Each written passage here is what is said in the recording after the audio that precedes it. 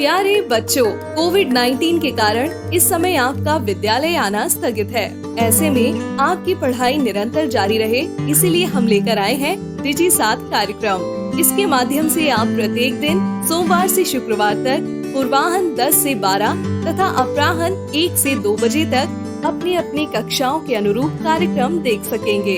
अब पढ़ाई नहीं रुकेगी। स्कूली शिक्षा एवं साक्षरता विभाग झारखंड।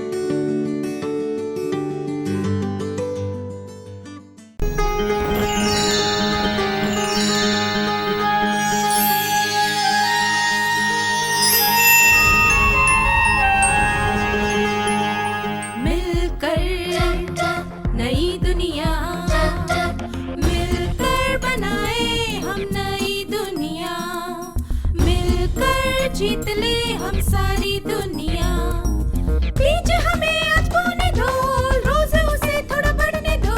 छू लेंगे आकाश हम, मन के विचार हकीकत बने। सिद्धि फल से आनंद देंगे, कोशिश कर बढ़े, सोच बुलंद करे।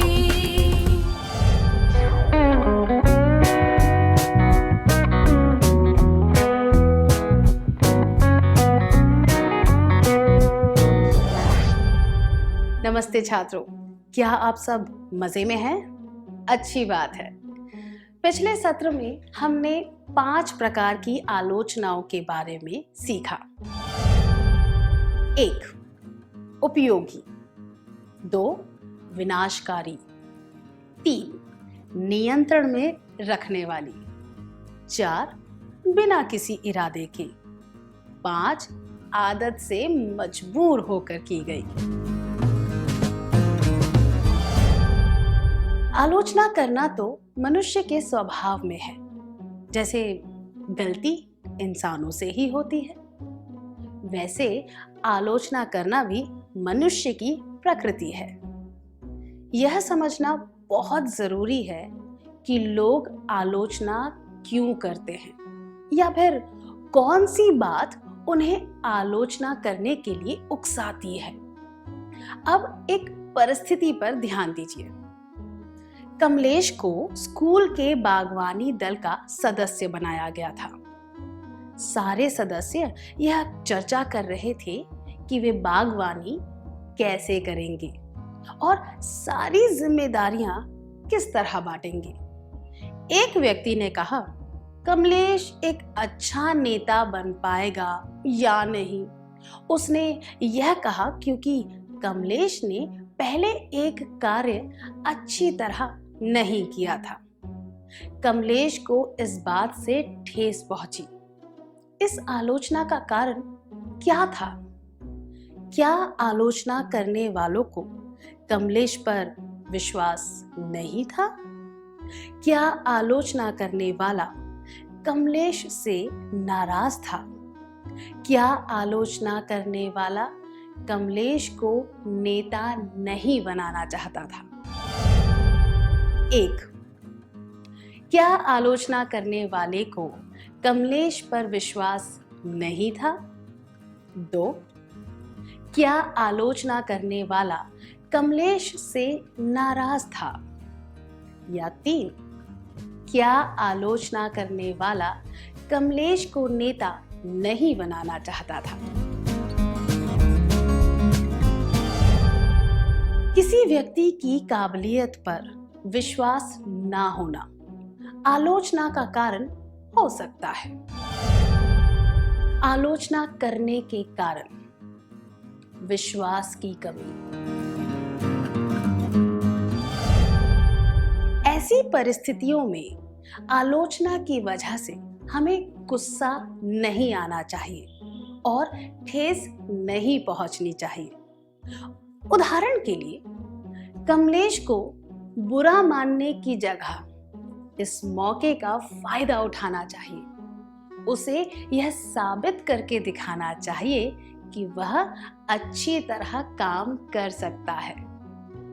कमलेश को कहना चाहिए, मुझे एक मौका दीजिए, मैं अच्छा काम करके दिखाऊंगा। उसे अपनी बात पर अमल भी करना चाहिए।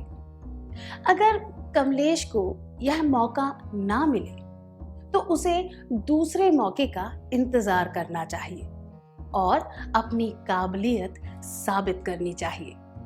उसे मन में कड़वाहट नहीं रखनी चाहिए। क्या विश्वास टूटने की वजह से आपको कभी आलोचना का सामना करना पड़ा है, या फिर आपने किसी की आलोचना की है क्योंकि उसने आपका विश्वास तोड़ दिया था? ऐसी घटना के बारे में अब आप क्या सोचते हैं? क्या जोड़े बनाकर बैठेंगे और ऐसे अनुभव के बारे में एक दूसरे को बताएंगे?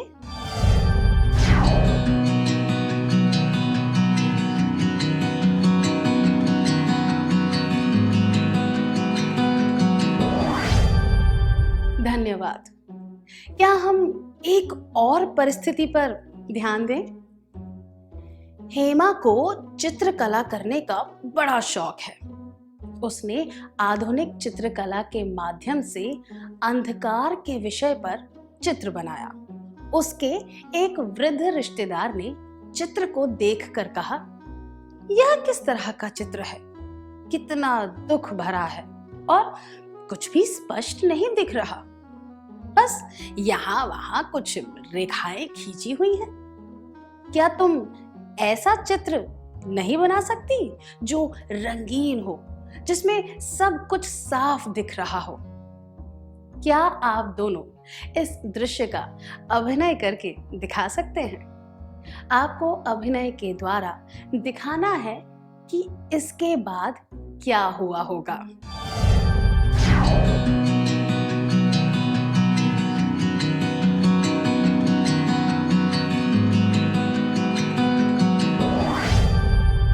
धन्यवाद।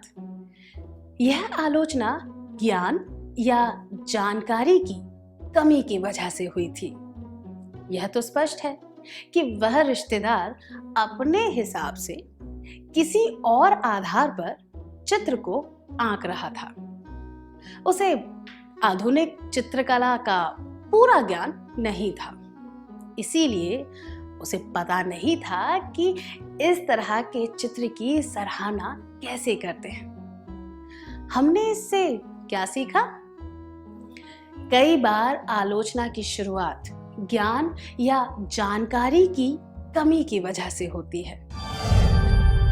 आलोचना करने के कारण विश्वास की कमी, ज्ञान या जानकारी की कमी।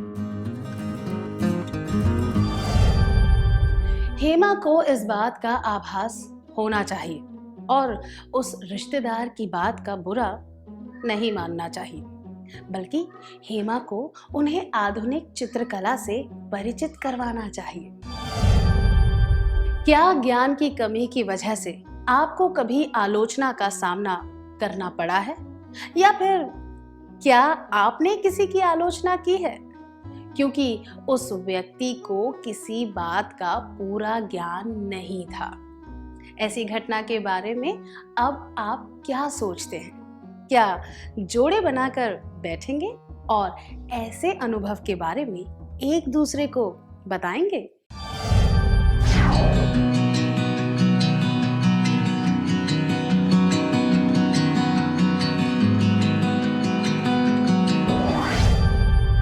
धन्यवाद। अब अगली परिस्थिति पर ध्यान देते हैं। आमिर और मंजीत हमेशा कक्षा के प्रथम स्थान को प्राप्त करने की स्पर्धा में होते हैं। अर्धवार्षिक परीक्षा पूरी हुई ही थी और हिंदी की शिक्षिका सबकी उत्तर पुस्तिका बांट रही थी। हमेशा की तरह कक्षा के सामने सबसे अच्छे निबंध पढ़े जाने वाले थे ताकि दूसरे छात्रों को इससे फायदा हो सके। जब मंजीत का निबंध पढ़ा जा रहा था तब उसने आमिर को कहते हुए सुना, मेरा निबंध इससे तो अच्छा ही था। आमिर ने मंजीत के निबंध की आलोचना क्यों की? विश्वास की कमी, ज्ञान की कमी या ईर्ष्या की वजह से? 1. विश्वास की कमी। 2. ज्ञान या जानकारी की कमी। 3. ईर्ष्या। आमिर ने ईर्ष्या की वजह से मंजीत की आलोचना की। उसकी बात में पूरी सच्चाई नहीं थी।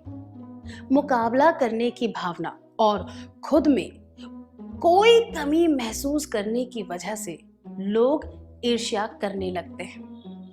इस ईर्ष्या की वजह से लोग दूसरों की आलोचना भी करने लगते हैं। आलोचना करने के कारण विश्वास की कमी, ज्ञान या जानकारी की कमी, खुद में कोई कमी महसूस होने की वजह से ईर्ष्या।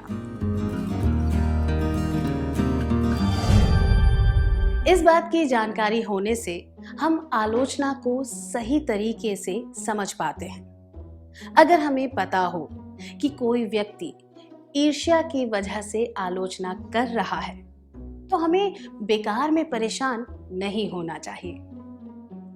निशा, जूली और अजय एक प्रश्न प्रतियोगिता जीतने के बाद घर लौट रहे थे। वे अपने अनुभव के बारे में बात कर रहे थे। अजय ने कहा, जूली ने कठिन सवालों के सही जवाब दिए, उससे हमें बहुत मदद मिली।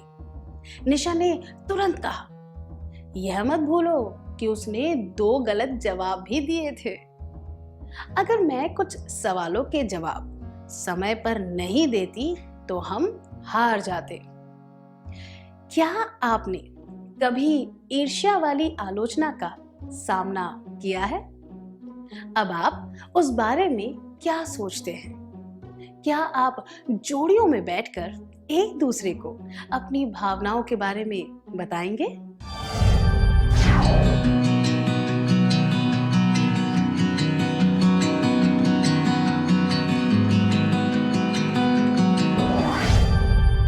धन्यवाद। अब इस परिस्थिति पर ध्यान दीजिए। वीणा और उसके दोस्त हर 2 महीने में एक बार अपनी कक्षा की एक पत्रिका प्रकाशित करते हैं। वे उस पत्रिका के पहले पन्ने पर हमेशा एक ही चित्र लगाते हैं। जब वीणा ने कहा, इस बार पत्रिका का चित्र बदल देना चाहिए, तो उसके सब दोस्तों ने कड़ी आलोचना की। वीणा को यह बात अच्छी नहीं लगी। आपको क्या लगता है, इस आलोचना का क्या कारण था? क्या इसका कोई कारण नहीं था? जानबूझकर वीणा की आलोचना करने की इच्छा या फिर परिवर्तन का विरोध? 1. कोई कारण नहीं। 2. वीणा की आलोचना करने की इच्छा। 3. परिवर्तन का विरोध। सही कहा। इसका मुख्य कारण है परिवर्तन का विरोध करने की आदत। आलोचना करने के कारण विश्वास की कमी, ज्ञान या जानकारी की कमी, खुद में कोई कमी महसूस होने की वजह से ईर्ष्या, परिवर्तन का विरोध करने की आदत। बदलाव को आते देख लोग हमेशा संकोच जताते हैं। परिवर्तन के प्रति उनकी पहली प्रतिक्रिया आलोचना के रूप में होती है। वीणा को इस बात का बुरा नहीं मानना चाहिए, बल्कि उसे अपने दोस्तों को यह समझाना चाहिए कि नए नए चित्रों से क्या फायदा हो सकता है। उसे दूसरों की आलोचना से परेशान नहीं होना चाहिए। क्या आपके साथ कभी ऐसा हुआ है जब आपने कोई परिवर्तन लाने का सुझाव दिया हो और उसकी आलोचना हुई हो? आपने उस आलोचना का सामना कैसे किया था? भविष्य में आप इस तरह की आलोचना का सामना कैसे करेंगे? क्या आप इसके बारे में सबको बताना चाहेंगे?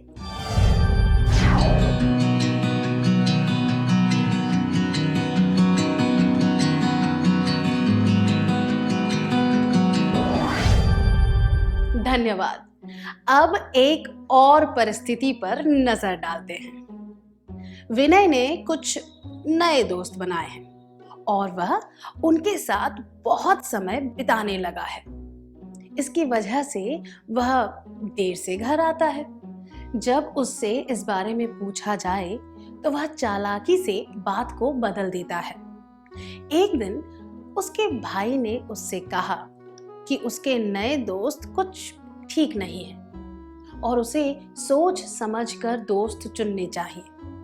यह सुनकर विनय को गुस्सा आ गया और उसने कहा, अगर मुझे तुम्हारी राय की जरूरत होगी तो मैं मांग लूंगा। तब तक के लिए मुझे और मेरे दोस्तों को अकेला छोड़ दो, ठीक है? क्या आप दोनों स्वेच्छा से विनय और उसके भाई की भूमिका निभाना चाहेंगे? आपको अभिनय द्वारा यह दिखाना है कि इसके आगे क्या हुआ होगा।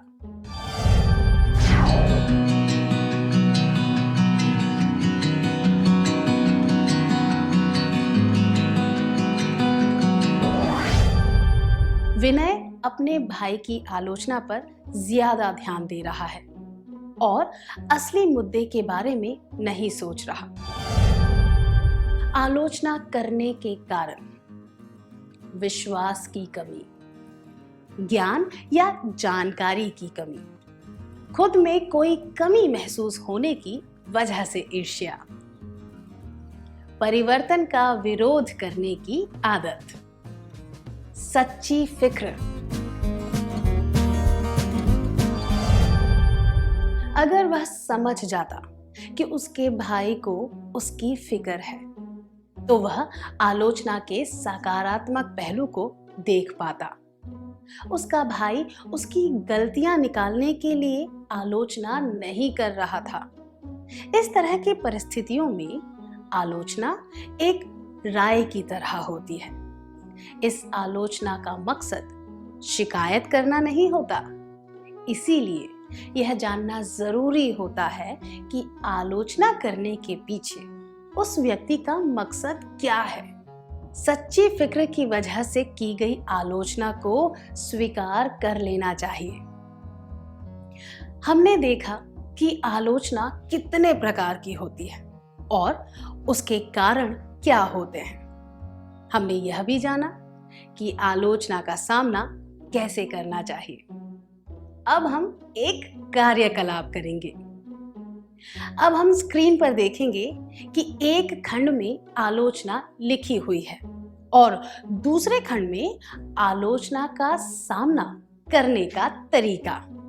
जब मैं एक आलोचना पढ़कर सुनाऊं तो आपको उसका सामना करने का सही तरीका चुनना है, ठीक है? आलोचना। जब आप अपने भाई से खाना बनाना सीखना चाहते हैं तब वह कहता है, तुम नहीं सीख सकते, तुम बिल्कुल भी ध्यान नहीं देते हो। आलोचना का सामना कैसे करें? आलोचना करने वाले को समझाना या जानकारी देना। आलोचना के इरादे यानी मकसद को समझना।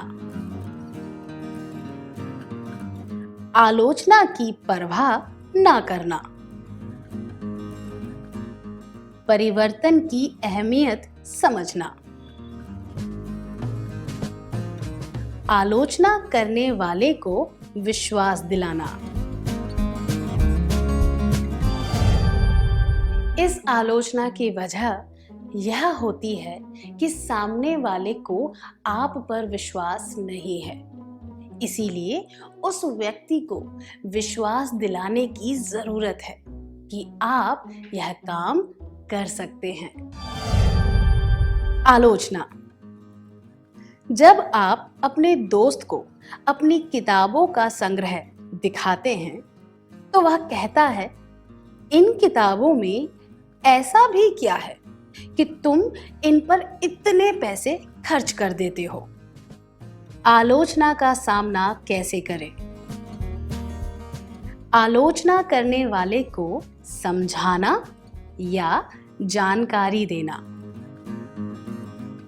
आलोचना के इरादे यानी मकसद को समझना। आलोचना की परवाह ना करना। परिवर्तन की अहमियत समझना। आलोचना करने वाले को विश्वास दिलाना। इस आलोचना से पता चलता है कि उस व्यक्ति को किताबों के विषय में जानकारी नहीं है। आपको उसे समझाना चाहिए और इस विषय के बारे में बताना चाहिए। आलोचना जब आप अपने बगीचे के पौधों को अलग तरीके से रखना चाहते हैं तो आपकी बहन कहती है, कुछ भी मत बदलो, तुम सब बिगाड़ दोगे। आलोचना का सामना कैसे करें? आलोचना करने वाले को समझाना या जानकारी देना। आलोचना के इरादे यानी मकसद को समझना। आलोचना की परवाह ना करना। परिवर्तन की अहमियत समझना। आलोचना करने वाले को विश्वास दिलाना। यह आलोचना परिवर्तन का विरोध करने की वजह से होती है। आलोचना करने वाले को यह समझना चाहिए कि परिवर्तन के क्या फायदे होते हैं। आलोचना जब आप अपनी शिक्षिका को अपना एक हास्य से भरा लेख दिखाते हैं तो वह कहती है, अगर तुम इस तरह लिखोगे तो किसी को भी हंसी नहीं आएगी, थोड़ा और सोचकर इसे फिर से लिखो। आलोचना का सामना कैसे करें? आलोचना करने वाले को समझाना या जानकारी देना। आलोचना के इरादे यानी मकसद को समझना। आलोचना की परवाह ना करना। परिवर्तन की अहमियत समझना। आलोचना करने वाले को विश्वास दिलाना। यह आलोचना सच्ची चिंता और फिक्र की वजह से होती है। आपको यह आलोचना स्वीकार कर लेनी चाहिए और सामने वाले की बात को समझना चाहिए। आलोचना जब आप एक दोस्त के सामने दूसरे दोस्त के चित्र की प्रशंसा करते हैं तो वो कहता है, क्या यह चित्र इतना अच्छा है? मुझे समझ नहीं आता कि तुम उसकी इतनी प्रशंसा क्यों कर रहे हो। आलोचना का सामना कैसे करें? आलोचना करने वाले को समझाना या जानकारी देना। आलोचना के इरादे यानी मकसद को समझना। आलोचना की परवाह ना करना। परिवर्तन की अहमियत समझना। आलोचना करने वाले को विश्वास दिलाना।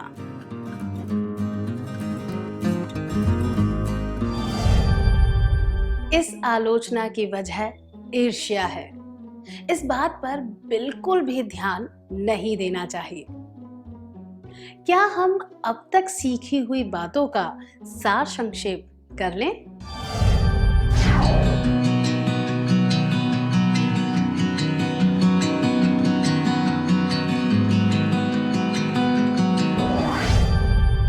आलोचना के प्रकार: 1. उपयोगी। 2. विनाशकारी। 3. नियंत्रण में रखने वाली। 4. बिना किसी इरादे के। 5 आदत से मजबूर होकर की गई।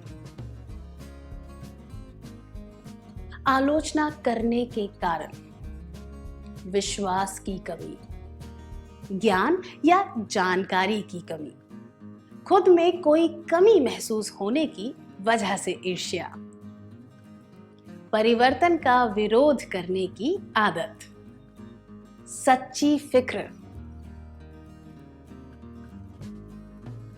आलोचना का सामना कैसे करें?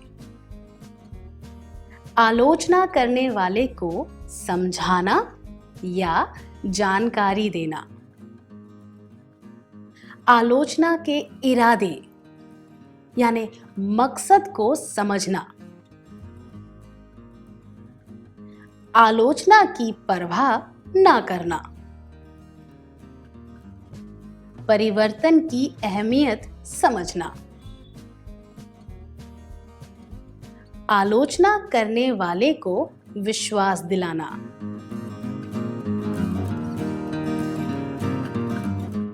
धन्यवाद। आप सबने बहुत अच्छी तरह सार संक्षेप किया। इस प्रसारण से संबंधित सुझाव, अपने प्रश्न इत्यादि आप हमें jcerg@gmail.com तथा टोल फ्री नंबर 1800 5728 585 पर संपर्क कर सकते हैं।